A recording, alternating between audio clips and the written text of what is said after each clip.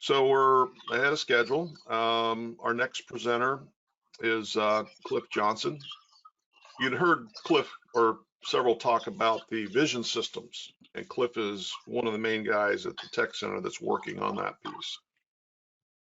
All right, so let me start and here with the discussion of vision systems research. So yeah, appreciate you guys going through this and everything too. I'll try and be brief on this. I know I'm keeping you between lunch and everything here, and I don't want to do that. So vision systems research, I'll try to go through it and everything, but it's been mentioned several different times here from everything, with what we've been doing here. And I'm trying to monitor too. The REDAC meeting is going on at the same time, and they're trying to tie into me with everything here. But I'll go through this. But yeah, it's an important tech topic. I think it's one that's still being worked and is coming about as we go forward here. So the idea behind enhanced flight vision systems, right? They've been around for some time. On the fixed wing side, there's the rule out there, 91.176, which is the enhancement of 91.175. And what we've been doing, this is not a new project. We've been working on this for about maybe the past 5 years or so on vision systems technologies. So what we've been doing is really looking at how can we improve safety of flight and operational credit for certain operations here.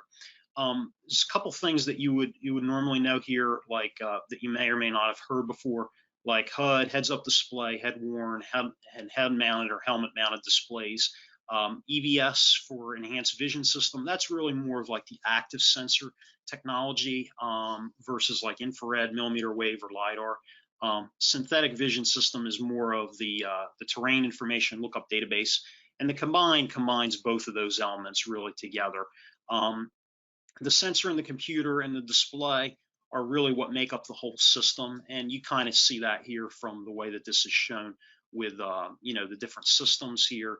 From the sensor, the IR, the LiDAR, and the millimeter wave radar that you'll see on there, as well as some of the displays here, and it combines to give you this imagery here with symbology and adding on with the combined vision. Our end goals for this effort is really, from the FAA's perspective, we're looking to, number one, enhance safety, but also if we can find those key operations that are out there. And I'll talk a little bit about this, but Mike Webb already kind of alluded to this. We really want to hear from the operators in the industry for what can we do. You guys are like he said, the tip of the spear. I couldn't agree with that more. What do you really want to see out of this? And the Dave and Josh at LifeFlight gave us some really good feedback on what they would need from this type of a system, right? But that's very important that we have that, so we're not just going in a vacuum. But the idea is that some of these rules and regulations would be updated by the information coming out of this research for those operations that may be coming. Again, something down the line, but we're doing the research now to look into what are the things that you might need. When you hear the term operational credit, just to borrow from the fixed wing side, it's really the differences in visual advantage between natural visibility and enhanced flight visibility, where operations may or may not be permitted using natural vision alone, but they could be done with this type of a sensor technology, if you will. As part of this, we work with a lot of different groups on this effort. So, there's EuroSky Work Group 79, RTCI SC 213 that we're very active with. There's the United States Helicopter Safety Team. There's a couple of helicopter safety enhancements that we work directly with, and then the International Helicopter Safety Foundation, and then the other regulators. We have some work that we typically liaise with EASA and others in this. The helicopter safety enhancement, I'll just touch on it briefly. It's one that I lead, but we have several participants on there, and it's really designed to see how can we promote the use of these technologies in recognizing and preventing unplanned flight into degraded visibility conditions, due to things like low visibility, weather, and safety. It's really important, right? You know, how those are kind of the number two with unintended IMC, the number two fatal accident causal factor, you know, and loss of control being number one. So it's very important that we you know, we look in this domain. We've got some really good team members here. We don't do it alone. We work with all the folks, and I especially thank the folks at Life Flight of Maine, and then the others that are part of this this effort with us. And then we also have you know, the work that we're doing with Work Group 79 and Subgroup 4, you know, which we meet every 2 weeks on this, and we have SMEs from OEMs, helicopter associations and companies, and then government agencies. Working on a minimum aviation systems performance standard document. It's in progress right now. We hope to complete it before the end of the calendar year. It still needs a lot of work to finish that up. And then we're planning on a joint industry vision systems one-day summit. Now, regarding that, that's going to take place in the spring of 2021. And it's going to be focused on, you know, all of the stakeholders in regards to vision systems technology. So operators, regulators, device manufacturers, helicopter OEMs, et cetera. And the goal of that, it really is to introduce the technology, get more feedback on, you know, what are the operational concepts? Are we working in the right domain? Are we heading the right direction here? Are we coming up with something that, you know, will work from a sensor perspective, but will meet the needs of the operators, right? And so that everybody's on the same page, you know, sort of like what we've done with this infrastructure work group, right? Get everybody together, get everyone on the same page and understand what is the path forward that we all need. So we're not all working in a vacuum or everything. We don't have a date out on that yet. We're still finalizing the agenda, but we're hoping sometime in the next several months. It'll be all virtual due to COVID, and it'll probably be like a 3-4 hour event. Realize everybody's time is valuable, so we'll try not to take up too much of your time. But again, this is a follow-up on some of the you know, the operators and mission segments that we already got feedback from. I want to thank Sally and the people at AMOA who you know, graciously, you know, gave us some of their time in the discussions back last summer that we went through with that, which were captured in this guided discussions, you know, study that we did. We did this with 15 individual operators, 5 of the industry associations, and some of the, you know, instrument approach to procedure design firms. And really what we got out of that was the results that came up in an FAA report, which was there's a big driver out there for safety improvements, right? People want to use this technology to prevent, you know, loss of control or IMC. You know, they want to be able to keep, you know, the right side up, if you will, right? But there's not a very strong driver from any one particular area, right? There's different ones that are in here. There's point in space. There's, you know, the offshore stuff. There's the GPS approaches, you know, and then there's the relief from alternate requirements, which Life Flight of Maine, you know, provided, which I really, you know, I really appreciate all that feedback. And there were others that said it as well. But it wasn't like there was one particular operation that dominated over the others, like there is from you know, the work that we do, you know, maybe on the fixed wing side, where it was, you know, we have to get in Cat 1, you know, or Cat 3 minimum approaches going to a runway. It's more spread out, and I think that just speaks to the fact of the way that the community is, for sure.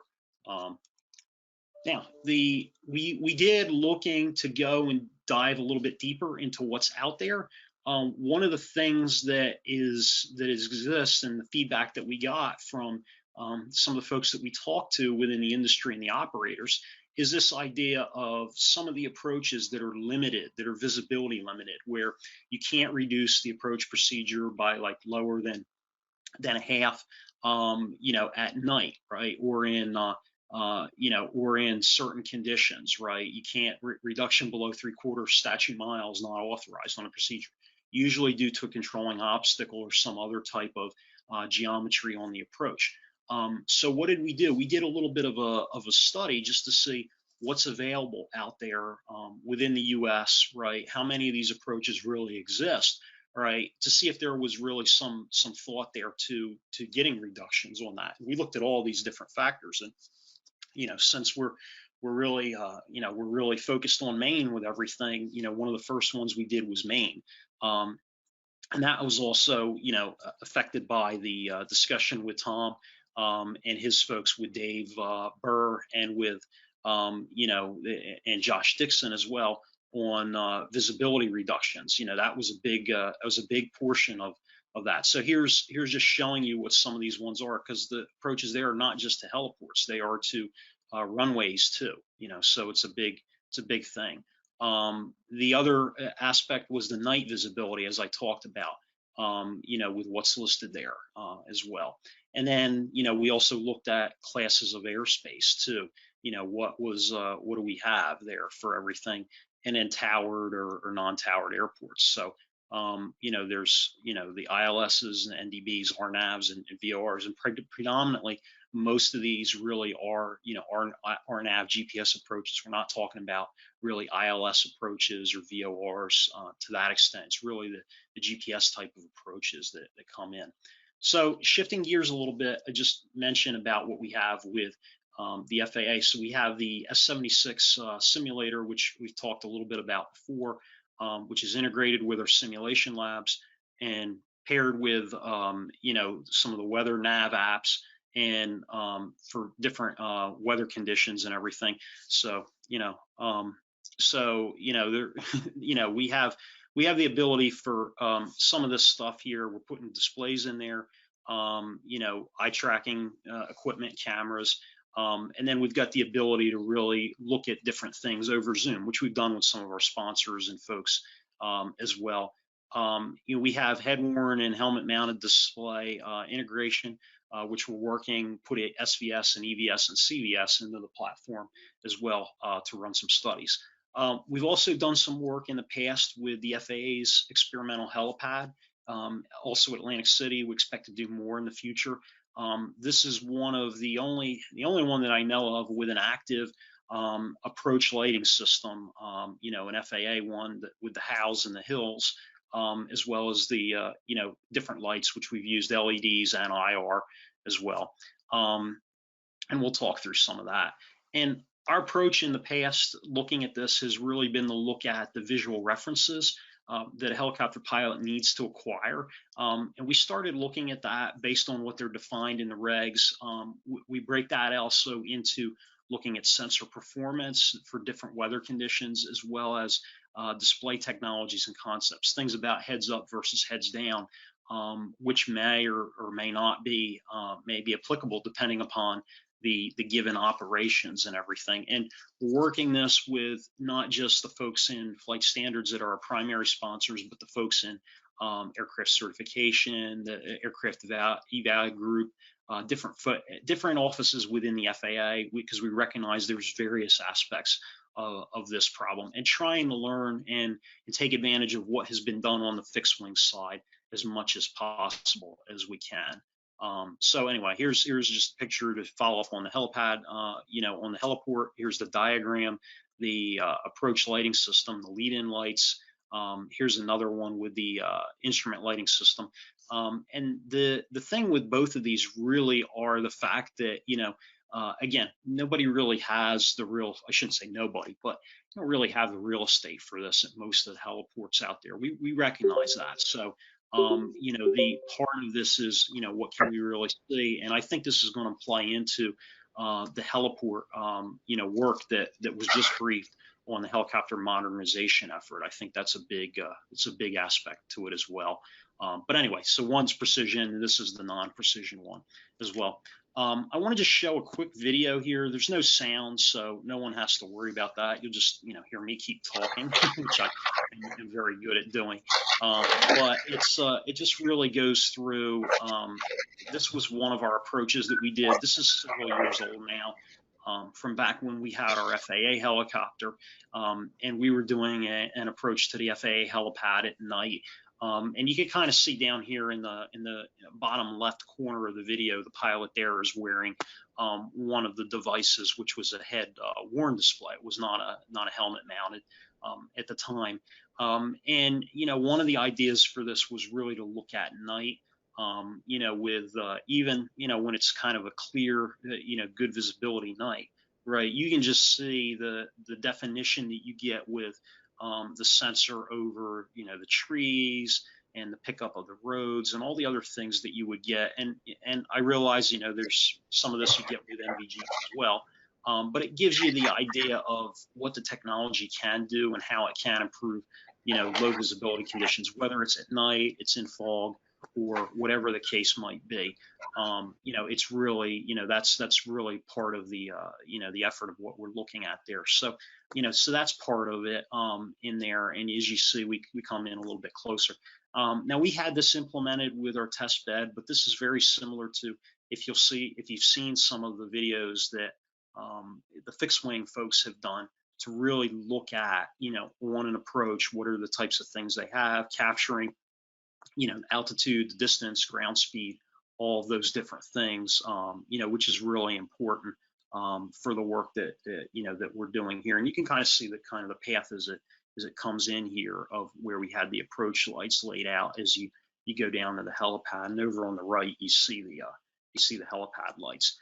The idea is to run these trials both as a mixture of simulation as well as in the aircraft. There are some things you don't want to do in the aircraft for obvious safety reasons, and the ability to test and do different things.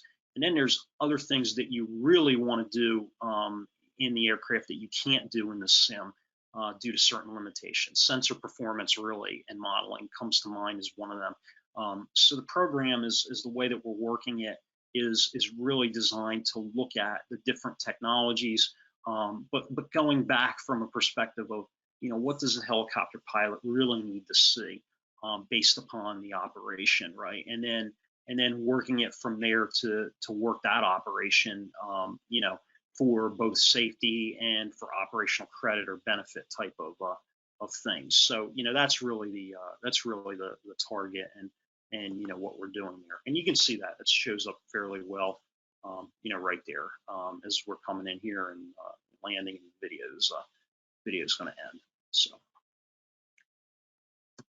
that's that. We also had an experimental trial. So for that trial, right, you can pick out different visual elements when you see them, when you see the helipad, when you see the lights, the paint, the structures, all those different things as well. There's two other videos in here. I'm not going to play through them all. I'll just show a brief one. This is some of the work that we did with Iowa University at their operator performance lab. This shows you kind of the LiDAR system that they have out here. You see all these little voxels and the telephone poles and the other technology in here. And this one was done in some weather of course. And this shows you kind of the flight symbology that you would expect from some of the helmet worn display here, pointing to the heliport. Here's the flight path vector and other things that you might see. And then as you get in close here, here's the helipad depicted on here with the different things. So again, just gives you a flavor of what you have. Here's another one here, at night. Same thing with, you can kind of see the symbology here. You see the head wearable with the, with the heading, flight path vectors out there again. There's the target with that helipad that's on the runway surface. And again, you see all of the, kind of the LiDAR returns, which could be a little bit of clutter, to be honest with you, there as you see. So it's just things to keep in mind. There's the lead-in rabbit for the lights to come in and land and different things there. So anyway, just to give you a flavor of and all of these are a little bit different. So but again, trying to come up with some standardization regarding everything that's here. So anyway, so that's the idea. Let me go back to this one. Next slide. So again, some of the findings and things that we saw from the sensors and the technology as they exist are really sort of like deck angle, field of view, the shadows and obstructions, thermal crossover, precip moisture, and sensor resolution. And the ones in black are kind of ones that I really highlighted, because after our initial work, these are kind of where our future efforts are focused on the research side and examining these, particularly on the field of view. It's not just the lateral field of view, but it's really the vertical field of view for helicopter operations. Right as you start to pitch up, you slow down. That changes. You want it to still be on target. It's not like in the airplane when you're just coming on a straight 3-degree glide slope. We've got steep approaches. We've got approaches that turn. We've got things to a point in space. So, I mean, there's a lot that goes into that. Also, the sensor performance at dusk and dawn, right, are important as the ground starts cooling off, and you lose some of the heating elements for a lot of the work that you want to do it at night, right? That's important as well too. So understanding that, and then what's the resolution that we need? In certain cases, it might be a better sensor than what you need on the fixed wing side, right? Which is already pretty substantial, just for what you need to see. But potentially, you can meet that requirement using other technologies as they come out. So it's really about being smart and knowing what would work for a given operation. And it kind of goes hand in hand. It's the chicken and the egg kind of thing. Same thing on the displays as well. We realize that a HUD is probably not going to work for most helicopters. And for the way that you fly, putting that information on your head and on the device, whether it's head worn or helmet mounted, but going as your head moves and everything, right, to being able to track it and stay with that is really important too. So I mean, that's another part of it also as well. So again, the displays of sensors and how everything really ties together is super critical and really important. That said, the future work that we have here is really starting to look at. We have that summit that I mentioned earlier on. We are working on. We've already done a bunch of lit reviews and product technology reviews. We're going to update all those as we go forward, right? Because there's new technology that comes out all the time. And we focused a lot on what are the technology gaps and what are the things that we really need to start looking at from a regulatory perspective and also from an equipment perspective, right? Because it all ties together. And then we've got a number of simulator trials planned. I don't know when we'll be able to bring subjects in with COVID, but hopefully sometime later in the summer and the fall. In the meantime, we've got myself and a few other folks on the team that are that are happily flying the simulator and getting it ready, which involved kind of getting all the instrument type of procedures, starting to work those in, getting the equipment installed for the trials and everything that we can use to set up for a lot of the studies that are coming down the pike and the things that we need to look at, and then flight trials. So again, I think I've mentioned the group before. The original helicopter that you saw on the first slide, it's still at the tech center in the hangar, but unfortunately we ran into a lot of problems with the flight program and we're no longer able to fly that. It's really a shame because it was really a flying laboratory and a test bed that had been used for decades, and it was outfitted with a lot of the sensors and displays. So we've had to kind of build that back up. And we're certainly working on that as we look into what our options might be for replacement vehicles. In the meantime, we have some partnerships with Iowa University and the U.S. Air Force Test Pilot School. So they're actually doing some runs to look at the field of view on an EVS-like camera. It's a Canon. It's a series of Canon cameras.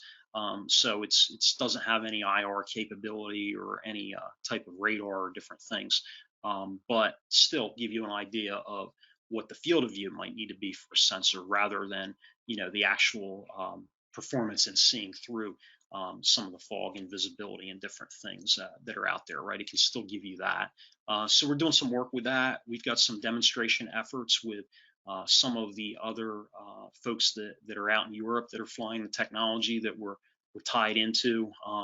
Unfortunately, we can't go out there and fly right now with them, so we're missing some opportunities, but we're trying to do what we can to collect and share data from different trials on everything. And then last but not least is really the work with Life Flight of Maine. So we're not to that point yet as we get the procedures up to date, but as we do that, we're working. We want to continue to work with Tom and his group and Dave and Josh to really equip their helicopters with not just flight recorder technology and everything to be able to capture what the autopilot modes, the FMS is, and all the different data that we need off of what they have on their ships now and what they're going to put in place at some point in the future, but also to really start equipping them with some of these systems as well and collecting some data as part of the IFR project. And that's actually called out in the congressional language. So this is an aspect that we want to start pursuing too at some point, as we go forward in 2021 and beyond. So with that, hopefully I didn't keep you too long from lunch, and I'm happy to take any questions if anyone has any. Thanks, Cliff. Great presentation. Very interesting information, to say the least. Definitely enjoy seeing that advancement in the wearable systems, having flown night vision goggles and used thermal systems in the military. Can't wait to see what the next thing is. I will say we had one question that we missed on the last presentation, which I'm going to go back to real quick. We had a question from Tom Mackey to the participants from the FAA. Let's see, is this team conducting all this work uniquely, or is there senior FAA leadership supporting all the efforts of tying the multiple FAA stakeholders together for this effort? So this question would be to any of our FAA friends, Nolan, Mike, or Dante. Yeah, I'll jump on that. This is Dante. Yeah, for the most part, we have the backing of our management to kind of rally this as the focal point, to pull all this together.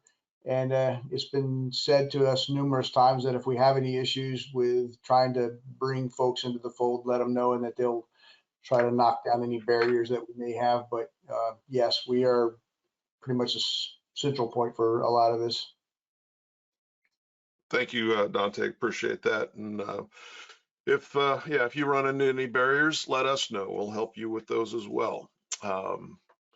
The question for you, Cliff, Mateus, are you online? I'll just let you ask Cliff directly if you're still up. Yes, sure. I enjoyed your presentation, Cliff, and I was kind of curious of all these different technologies you have been testing, radar-based, LiDAR systems, etc.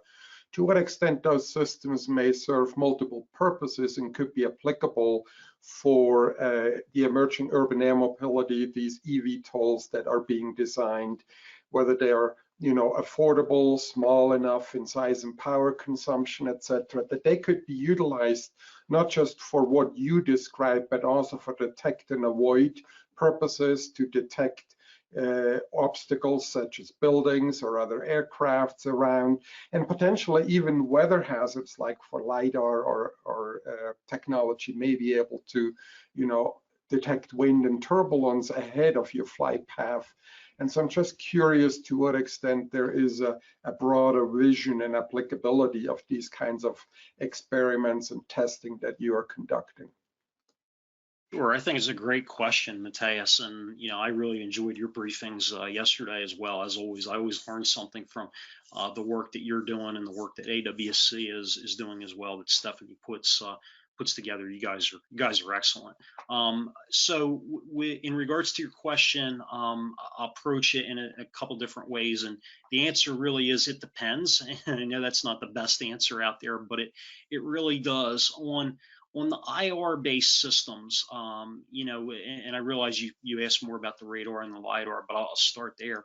A lot of those ones, to get the definitions of what we've seen so far, the really high-end systems use what's called like a cooled sensor technology. So it's sort of like that cryogenic type of cooling to really give you the differences in heat, and thus the resolution that you would need to really pick out the features of the helipad, or the say the trees or the different things in the terrain and the cultural elements that you might have. So the other sensors that we've looked at, right, they're good at just giving you a general depiction of, hey, I think that there's something over here. But they're not really good enough when you get down into the area of, say, hey, I really would want to look at maybe credit on the approach, right? They don't match the test of, nothing's ever going to be as good as your eye, right? But does it get really close to it from that? But general situational awareness, or just, what's out there, they're not terrible at. The radar and LiDAR systems, though, are a little bit more interesting in the fact that there are several systems on the market now.